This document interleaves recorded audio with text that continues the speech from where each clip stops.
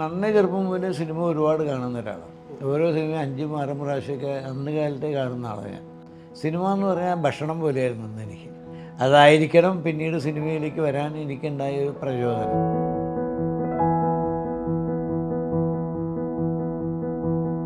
Secret എന്ന് പറഞ്ഞാൽ നമുക്കെല്ലാം ഒരു ധാരണയുണ്ട് ഈ ക്രൈമുമായിട്ട് ബന്ധപ്പെട്ടതാണ്, ഇല്ലെങ്കിൽ എന്തെങ്കിലും സസ്പെൻസുമായിട്ട് ബന്ധപ്പെട്ടതാണ്, ഇല്ലാന്നുണ്ടെങ്കിൽ എന്തെങ്കിലും നെഗറ്റീവായിട്ടുള്ള കാര്യങ്ങളായിട്ട് ബന്ധപ്പെട്ടതായതുകൊണ്ടാണ്.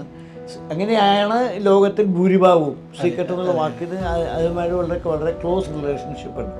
ഇതങ്ങനെയല്ല.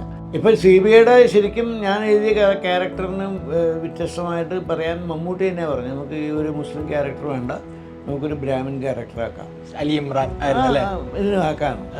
കാരണം അയാൾക്ക് അങ്ങനെ തോന്നി. എനിക്ക് ആ തോന്നലുള്ളതുകൊണ്ടാണ് അക്സെപ്റ്റ് ചെയ്യാൻ തോന്നിയത്.